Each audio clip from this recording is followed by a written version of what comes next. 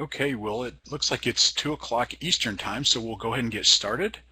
My name is John Mann, and I am a faculty fellow at the North Central Regional Center for Rural Development, and I will host today's webinar. I want to welcome everybody, and thank you for participating.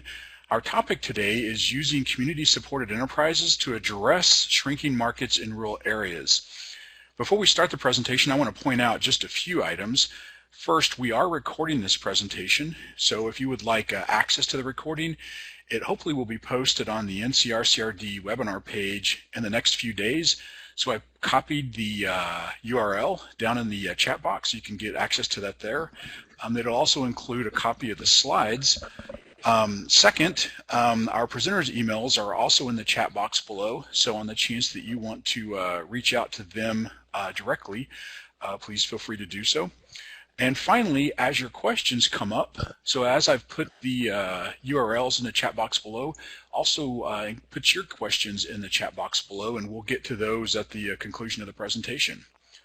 So with that, our presenters today are Dr. Norman Walzer. He has previously directed the Illinois Institute for Rural Affairs and has since moved to the Center for Governmental Studies at Northern Illinois University.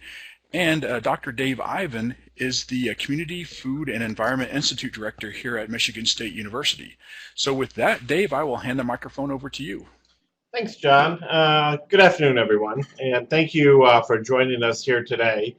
What we'd like to do is kind of really spend some time, about a half hour, sharing with you some of our experiences, Norm and I's experiences in terms of working with community-supported enterprises. Rosa, I'm trying to advance the slide, but for some reason it's not advancing. There we go. I was just stuck there for a little bit. Let me go right here. Thank you. So really, to give you kind of an outline in terms of where we're headed, we'll spend a little bit talking about the why. You know, what's happening in rural areas? Why is community-supported enterprises important? Looking at some of the demographics. Then we're going to kind of transition into how. How do you go about exploring this type of approach to add vitality to your communities, engaging local residents to identify perhaps business models that make sense for that community. And then lastly, we're going to look at the who. You know, who is doing this across the country? What are some lessons that we can learn from them based on their approaches? And really, Norm has spent the bulk of his time really unpacking this topic in terms of looking at some of these best practice examples across the country. So with that, I'm going to turn it over to you, Norm, and if you want to go ahead and get us started in terms of why this is important in rural communities. Thanks, Dave and John. This is really, to me, a very exciting topic, and it's for a number of reasons. One is that as you're looking ahead, all the numbers basically suggest that in most areas, the rural communities are going to really take a population decline. And it's going to be because of a number of factors: aging people and higher birth rates or higher death rates for those, and lower birth rates and so forth. So I think what we're trying to do here, and what the people that I'm working with out in the field, I think we're trying to get ahead of the game. So it's not so much what are we doing this afternoon, as it's really talking about what are we going to be preparing for in the next 5 to 10 years, whatever it is, and how to make these rural communities basically more attractive, better places to live, you know, various things. So a lot of this stuff I don't think is going to be really new to the people in the audience, and I know quite a few of you in the audience, and so you've had a lot of experience with this. I think maybe what we're doing is packaging it in a little different way. So let's kind of run through it, and then we'll use the chat box or whatever to have a discussion. So the major issues that again, I think everybody knows is the shrinking populations. This is happening. The internet is obviously providing a lot, or is causing a loss of local businesses, but on the other hand, is providing great access to a lot of different kind of services. So one of the questions that you look at in the future is, what do we really need in small towns? Do we, you know, we obviously don't need a department store, maybe not a hardware store, other things, but what is it that we're going to need, and then how are we going to finance it? And the community supported enterprises are sometimes called community owned enterprises if you're talking to England. In other places, social enterprises are a little bit different. Social enterprises basically are places, as we're looking at them, are situations where you have continued donations by groups. Maybe it's the Habitat for Humanity that operates a store that sells reclaimed building materials or something like that. This is really not what we're talking about here. We're really talking about organizing a business, a venture that involves pooled local funds. So a group of people pool their funds, they own this or operate this business, and then they hire a manager or somebody to manage it. But the intent is to keep this thing business sustainable so that it does make a profit. It needs to keep it going. It isn't that every year we're asking more people to donate or make contributions to it. Now, it can still be a cooperative arrangement. So in that respect, you can have members who are paying dues and participate in it. And quite a few of the CSEs that we looked at, in fact, are cooperatives, and very much so in England. So it's the idea, it's a little confusing in terms of the term, but the bottom line is, how do we somehow provide local access to what we need in the community? 2, how do we keep it on a sustainable basis as long as we can? And 3, how do we somehow build social capital? So those are kind of the elements. So if you run down through this slide, what's happening now is a lot of our residents are working outside the community, so they're not spending as much time locally. A lot of small businesses don't have access to private capital, these kinds of things. The elderly, and particularly this is being recognized in England, that there's a great deal of loneliness among elderly residents. They feel isolated, and part of the movement by foundations in England towards supporting these kinds of efforts has really been addressed to try to make it a better quality of life, a higher or better place to live. And as you get a declining downtown, particularly downtown to Main Street or whatever, there tends to be a perception of a negative impact. There's no future here. These kinds of activities, and doing the CSE type of approach can somehow help that. And something that's come up more recently in my travels in Scotland were the recognition that we've heard for a long time about young people that are saying there's nothing to do in our community. And this has been, forever. I probably said it when I was small. I was raised on a farm. But basically, what is being done with CSEs in some cases is they're providing services for the young people so that they can have a place to congregate, get together, make it a more exciting activity. It's supervised in a lot of cases, but it's productive time spent away from home. And that seems to be one of the goals going on there. And so I think that's something to recognize. So the question is then, can we address these with collective efforts? So you look at the population changes. These are kind of sad, but in fact they're realistic. This is for the counties in the north central region. I only put this up here to kind of make the point that we're looking ahead now, and we're looking even at 2028.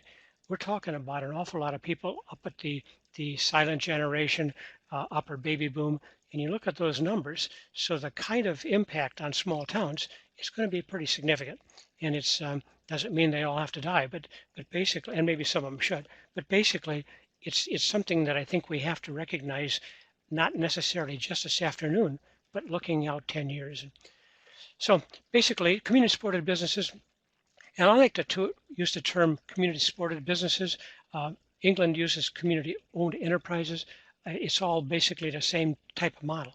But essentially, you're retaining a local activity, you're motivated by a social purpose, you want access to provide access to services, but you also want an opportunity for people, in the case of elderly people, to donate time, to actually invest their time by stocking shelves or participating, and we'll talk more as we get into some of these, but essentially it's really a social activity combined with a business enterprise that provides access to essential services.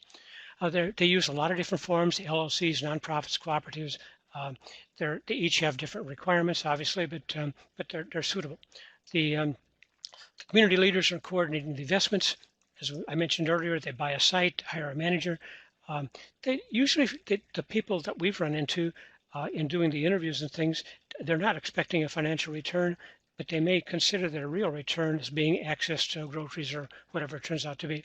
But this is now moving beyond grocery stores, restaurants, and bookstores. is really getting into social services. And so I'd like to spend a little time at the end talking about that.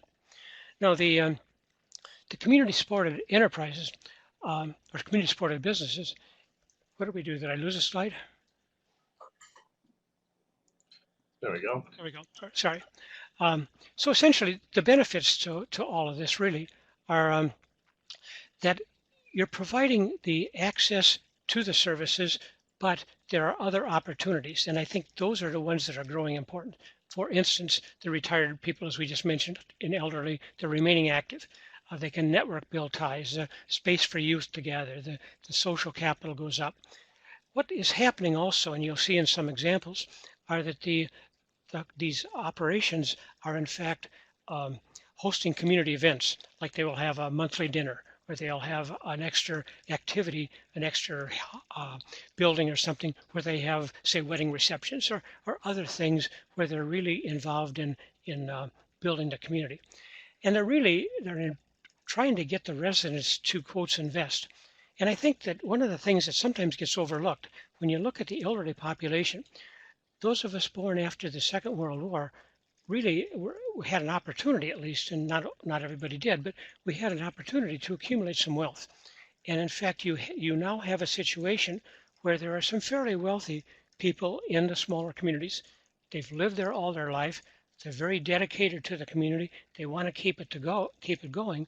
But frankly, they aren't necessarily invited to invest in something other than maybe, a park or something like that. But they aren't necessarily investing in something that's going to perpetuate the community. And I think this has really been an attractive feature of CSEs, and I've seen it being used now in the places that we've looked at. And this is really about giving small communities a new perspective. So one example, and I've used this before, so if you've seen this before, I'll go quickly. But Shrewsbury CoOp, Pierce's store, this is essentially in Vermont. It's a very rural area. I think it took me 2 hours to get to just this place. And frankly, I didn't see a whole lot on the way. So, I mean, it's pretty remote. It's a town in the sense of Vermont. It's not necessarily a conglomeration of businesses and stuff as much as it's more like a Midwestern township, but having a store in the center of this rural area. So elderly owner closed the store in 1993. The family was fortunate enough, and I think this is a lesson that we want to learn. The family was fortunate enough to provide a bequest.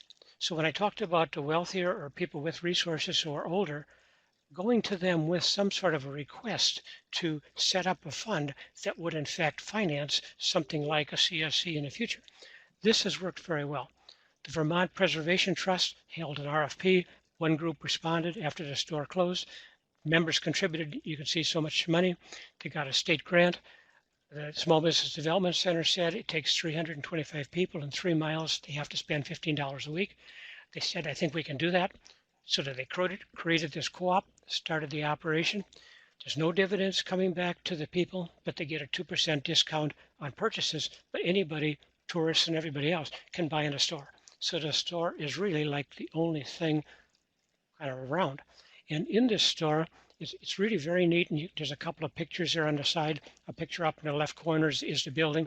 There's another building off on the off to the back where they're having like wedding receptions and meetings and those kind of things, and they'll cater services to that area. They sell crafts, they sell produce, they sell basic items. Probably not the place that you'd spend or do your weekly shopping necessarily or monthly shopping, but it essentially is a place that has just a variety of different things that kind of keeps you going. And equally important, there's space in here where you can visit, you can meet, you can have, lunch, those kinds of things. And that's kind of important. They have a community event, they have a dinner. I'm not sure if it's monthly yet or not. I'll get some of them confused. But essentially, that's important. And what's critical here is that the volunteers operate the store with, I think there was a half-time paid staff when I was there a year or so ago. And what this does is you may have a grocery store, as in the case of Pierce's, that actually couldn't make it by just private ownership. But if you have people donating their money to start the operation, if you have mostly volunteer help, then essentially you can operate at a very low profit margin. So rather than just reopening a former grocery store that maybe wasn't really viable, what they have done is made it more of a general store, which are popular in Vermont. And I think, frankly, we'll talk later, I think it's really a model that we ought to consider in the Midwest. But that general store is really able to be operated at a significantly lower profit margin. The Hintsburgh House is interesting because it was a cheese factory. There was a group of people who had retired from Ben and Jerry's. They set up a social benefit corporation and essentially made an investment and so forth, but they pre-sold meals. But the important point here is that their goal was to provide better quality meals in 5 communities, nearby communities. They wanted to improve the quality of life. They wanted to hire from within. They wanted to create some new jobs and provide, good food. And what's kind of interesting is if a local group, like a nonprofit group, wants to sponsor a meal, and if a certain number of people attend it, then for that night, the nonprofit group gets half the revenue. So essentially, they're investing back into community, which is a requirement of the Social Benefit Corporation. And it's a really interesting model. They're basically meeting industry targets, so things seem to be going pretty well. A third one now that we'll just talk a little bit about is the English pubs and community shops. And it's hard to imagine anybody who wouldn't want to preserve an English pub, but the fact is English pubs were dying in England. And essentially they were not just a place, to get a draft or something like that, but essentially they were the heart of the community in terms of social interactions and things. So the Plunkett Foundation, working with another larger group in England, actually started to get involved with individual communities, and they tried to get these pubs reopened, but reopened as a community-owned enterprise, essentially. And so you can sort of read the details, but there's 346 that are community shops that are operating now. Now, I've added the shops and the pubs together. They're a little bit different model, but the community shops are more like the two we just talked about, where you're selling a variety of activities. The pubs are more of a place to congregate and, buy liquor and everything else, but they are broader than just a bar. So basically, there's kind of a blending. But you can see what's going on. They had, 95% were operated. There was 346, 95% operated by the community, and run down the list. And the Plunkett Foundation has been particularly useful in supporting these activities. The next one, we'll just talk a bit about the shops. There were 4 shops opened in 2017, and I've cited the report here on the Plunkett website. So you might want to look at that if you're interested in this, because it's really pretty informative and has a lot of individual case studies. But you can see the number of people who have been involved and the kind of volunteer activities that have been created. The survival rate thus far has been about 94%. Plunkett's been doing this from about, I think, 2011 or so, and I think some of the other groups, about the same time. But it's just an interesting model, and it's very akin to the kind of things that we're trying to do in the United States. A third one that was our fourth one was kind of interesting in England, and I think has some real potential in the United States.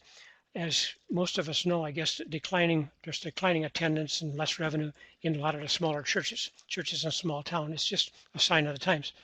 So the difficulty is you've got this really neat old building, historic building, and how do you finance it? And especially with a small congregation. And if the congregation is probably going to get smaller in the future as the population ages.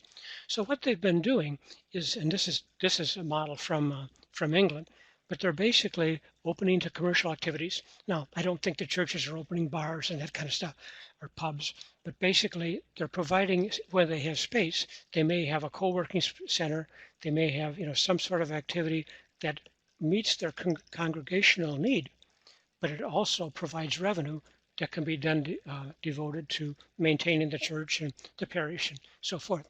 So they're really, again, you can see low-cost meals, co-working space. They're selling merchandise sometimes. They're hosting gatherings for special events. So it's not really incompatible with the church function in the past, but what it does do is kind of open a commercialization or commercial type of aspect to it, and seems to have been kind of successful. And again, I would suggest that you look at that report, because I think that in small towns, at least that I've worked with, there typically is a church. A lot of times they're active. Sometimes there's more than one, and they do have some sort of a parish gathering. And this can be within sort of their church mission as long as they don't get carried away. And so I think we're going to see more of this, and maybe need to look at it a little bit. And the model's the same. So basically, it can be set up the same way. Now, in this in our environment as well, I think we can move more closely into social services. For example, could we provide health care? Could we provide some sort of, say, legal assistance 1 day a week, or healthcare 1 day a week, or examining room, something like that, to bring some services on a part-time basis back to the communities, and the people who do this service pay a rent to the operation, and basically continue the go. So the moving to the social services arena, I think, is clearly the next step, and something that can easily be done, and I've seen a little bit of it happening now. So what are the common characteristics? And you can read these. Basically, usually it's a lost service that they feel they needed. They're socially motivated. There's a fair amount of community support. There's a local champion that tends to spearhead the effort. They have a lot of different organizational types. Sometimes it's an existing organization that adds this to their venture if their mission allows it, or authorization allows it. They're all often including locally produced foods, crafts, these kinds of things. When we talked about Pierce's Grove, it really is kind of a tourist attraction now as a separate profit center. And these places really kind of have to have multiple profit centers. So maybe it's the lunch counter, maybe it's the grocery stuffs, maybe they get a little bit from crafts. Most of it's locally grown. This is what makes it sort of a unique, feature in a small town. And I think that's something to really keep in mind. The big thing, though, that I want to emphasize is they have to meet the usual business issues. Namely, you have to make a profit.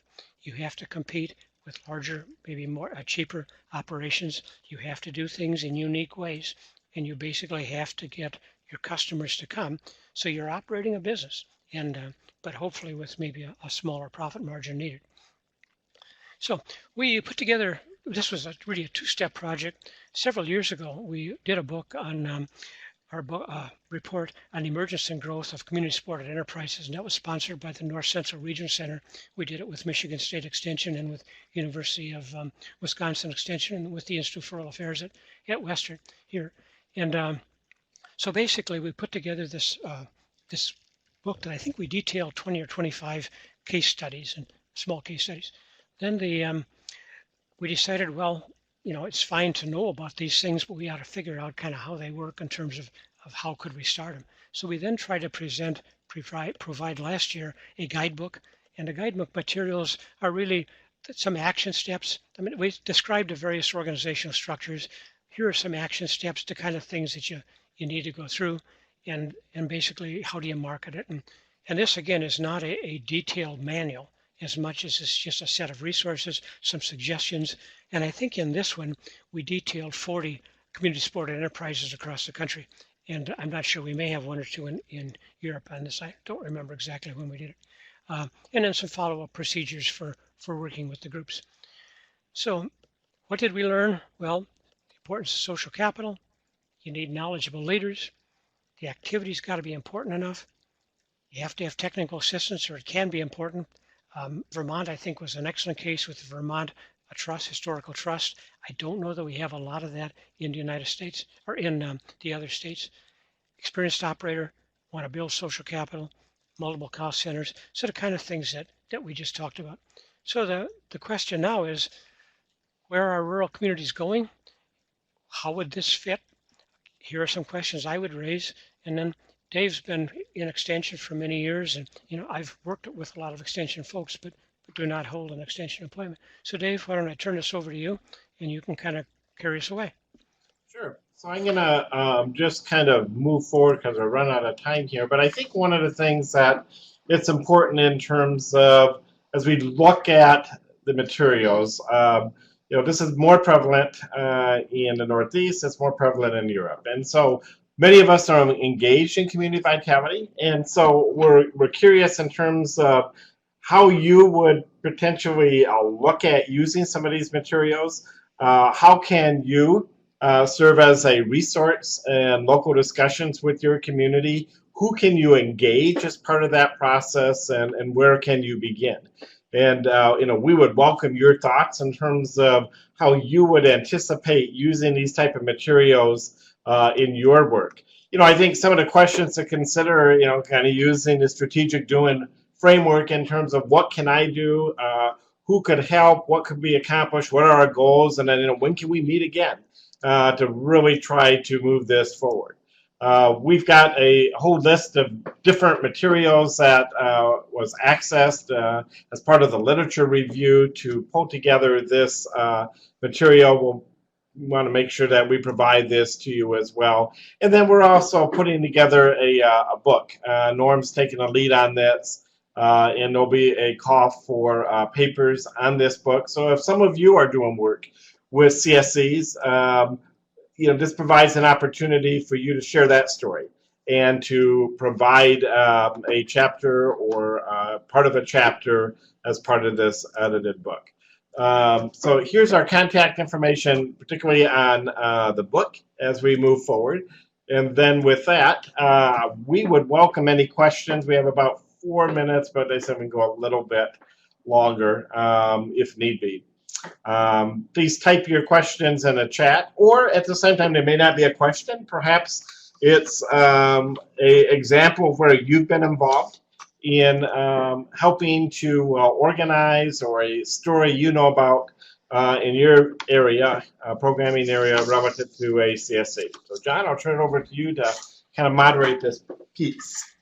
Sure, great presentation. Thank you for that, both Norm and Dave. So while we're waiting for questions, y'all please type those in the chat box below. I've got one for you real quick, I guess to either one. Is there an effort to connect some of the different community-supported enterprises with each other, maybe to share ideas or experiences or something like that, maybe some sort of a marketing effort, maybe even through social media? It seems like that would be an interesting endeavor. Yeah, so I'll start, and then Norm, you can go. This past year, actually in August, there was a national conference called the Community Capitals Conference. It was held in Detroit. Now, the emphasis wasn't just on CSEs, but really looking at community capital or triaging community capital in a way that can address a variety of different challenges facing the community. One sliver of that in terms of, how do we look at businesses or using community capital for businesses? So I think this is going to be an annual event. I understand from the organizers of that conference that it was very well attended. Unfortunately, I couldn't attend, and it was right in my own state. But that's one effort to connect people who are working on this. And Norm, you may know of others. Yeah, I don't know of much systematic in the United States. In Europe, it's been going on for a longer time. I think it's more recognized. I would say that the people that, at least that I've talked to, some of them, I think they're really doing this, but they don't really see it as a CSE. So they, a need comes up, so they need to reopen a grocery store or something like that. So they figure out how to, in some way, pool their funds and make it happen. And again, it may not be perceived as we're doing a CSE, but in fact, it's happening. And I think that's to me a very encouraging. Now, how do we then each learn from each other? And I think that's the real issue. So I think, yeah, social media would be great. Maybe a NCRC website, some activity or something like that. But I think that would really work out well. Great, well, thank you for that. So we've got a couple questions now in the chat box. So the first is from Craig. He asks, are all co-ops considered CSEs? No, and when we started this 3 or 4 years ago, it was real difficulty because we had to somehow differentiate, at least in our project, we had to differentiate between, let's say, a social enterprise I mentioned earlier, like a Habitat for Humanity or something like that, that operates some sort of a business venture, versus something that was, say, a co-op that was strictly private. And essentially that what we have tried to define in this work, and not necessarily that it'll stand forever or that it shouldn't change, but what we're really focusing on here is more of a public-driven engagement. So it starts as a group of people who want to somehow achieve this end So it would be different, for example, than a new generation co-op, or some of the ones that were earlier were positive in the 90s or 80s or whatever. And for producers and things, this is much more of a social need driven kind of activity. But they can have the cooperative structure, namely people invest money, pay dues, get some sort of benefits back, and these kinds of activities. And I would say the question there by Jennifer is one business structure more common? And I would say in the United States, the ones we looked at, that co-ops were more common. And I think it was partly because there was some cooperative activity going on in the community. They were familiar with it. It was maybe an easier business model than to put up an LLC or to put up a nonprofit. But we've seen some of them as nonprofits. So they're not a co-op, they're not a LLC, but they're just a nonprofit. And I think under the previous tax laws, probably would have qualified for a tax deduction on the front end. But I think you're even seeing some of this. Breweries are popping up all over the place, right? And some microbrews to raise some capital have like a mug club, right? So in its simplest form, people are providing some funds to the capital pool to establish this new enterprise. Now, they may not have a ownership share per se, but what they do get back in return is they're going to get a discount on their beverages. They have a mug hanging on a wall. In some cases, that signifies their participation. They feel part of the enterprise. There's different flavors, so to speak, of these type of establishments, and I think businesses are getting more creative. And as Norm said, what we're seeing in many communities is that they're even more purposeful. So it's not just an entrepreneur trying to do this per se, but what does a community need, right? And so that's where the space that we play from a community vitality perspective. Yeah, just to add to what Dave said, and he's 100% correct.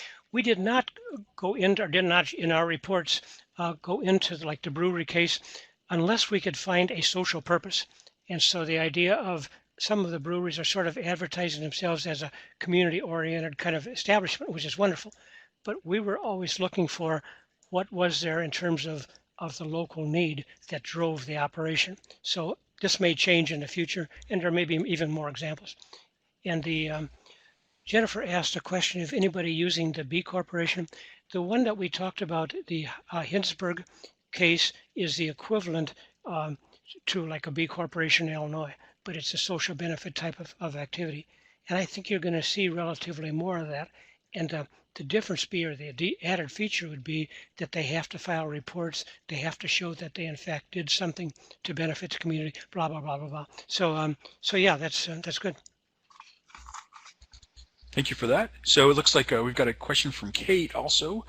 Do you know of any federal grant opportunities for non-profits to provide technical organizing assistance to communities interested in starting a CSE? I don't offhand. It seems to me though that and we're talking with a couple of groups and have the last year or two, but I think if you took the situation where you have a CSE type of operation, that's how it's funded. And then it's going to create X number of jobs. And you saw from the slides in England that some of them will create 4 or 5 jobs in a small community. That may very well qualify then for some sort of a USDA or EDA or similar kind of a group based on the fact that they're creating jobs. Because this thing really has to operate like a business. And it needs to be considered sort of as a business venture along with a social purpose. So I'll just add, Kate, to Norm's comments, and that I too am not aware of any federal grants, but what a wonderful place for us, for those of you who are either working for nonprofits or are work for extension, many of you do on this call, or universities. That's a wonderful space for us to provide that technical expertise to kind of get some additional information, use the guidebook, that's a resource, and to kind of work shoulder to shoulder, hand in hand with these communities to look at what's possible. Sean just in Nebraska just Hi, Sean. It's been a long time. He basically just mentioned that in Nebraska, there's now, I think, it's 5 benefit corporations being used. Apparently, this one was a brewing company, so I'm not sure whether it was a CSE or not. But basically, there are some examples then out there, and you might want to contact him. Okay, thank you for that. So one other question, real quick, before we, if we don't have any other questions, and that is, so the examples were really helpful for me in thinking about how to make this work. But I also am kind of an out-of-the-box thinker, and so I wonder if Norm, if you've got any examples of just really kind of out-of-the-box ideas in terms of the CSE on what might work. So I saw the grocery store, for example. That seems like a kind of a straightforward idea, or churches, things like that. But are there some kind of out-of-the-box ideas that people may have not have considered that work? Well, yeah, I don't have good, complete examples, but there's some interesting things now, as I kind of mentioned earlier. So you have a small community. Why couldn't a group of people pool their money, buy a building, and make it multi-purpose, and then make an arrangement so that on, say, Monday and Wednesday, it's a doctor's examining room, and maybe on Tuesday, it's legal services, and maybe on Wednesday, it's some sort of, I don't know, whatever else, is missing in a small town, and operate it that way. And I think from my perspective, that's kind of where we need to be thinking about if we're going to retain some of the older people into smaller communities. And so they may already have a grocery store, but in fact, they may not have a doctor, access to a doctor, or, other kind of activities. And also, if in the older communities, there was a lot of, as we mentioned in England, a lot of concern about the loneliness factor and, quality of life and these kinds of things. So entertainment kind of facilities may very well be something that could be in this multi-purpose building 1 day a week. I know that there's an example in Illinois where they've basically taken a store and are turning it into office space. So they're operating it, there to make things happen so that they have people in the community can have an office out of their home and stay in the community. So it has kind of a social purpose, but it has a viable commercial function. So those would be a couple of things. Very interesting. Thank you for that. Well, it looks like we don't have any other questions at this point. So in wrapping up, Norm or Dave, any parting thoughts, anything you'd like to leave with the audience? And again, I think the guidebook really provides that greater depth on this topic than we could certainly address in a half-hour webinar. We're just trying to dip toe in the water. And so I would encourage you to access the guidebook, which is available online. And I'm trying to think if we have the link there. If not, we can get it to you folks. But no, I don't have anything else. Norm? Yeah, I think I'll probably stay with this for a couple of years. And so I would say if you have examples or if some insights or want to talk about it or something like that, just send me an email and I'll see what, how, if we can help you at all. We just kind of flashed up the international book, but I've got, I think, 9 or 10 chapters now, one's from Italy, one's from Germany, one's from Taiwan, one's from northern Uganda, and I've examples of CSE type models that are being used. And the idea of that book will basically be to pull together, compare and contrast, figure what we can learn from them, and see how it happens. And so I would just say, yes, send me an email or send Dave an email, and let's get back and let's have a discussion. And maybe there's a way to have a chat in some way to kind of keep this going. Okay, great. Well, thank you for that. So I guess we'll start to wrap the webinar up. Again, for you in the audience, if you'd like a link to the recording, please visit our NCRCRD webinar page, and so that will be available hopefully in the next couple of days, including a copy of the PowerPoint slides. And so I want to say thank you again to our presenters, Norm and Dave, and thank you in the audience for participating, and that will wrap up our webinar. Thank you, Dave. Thank you.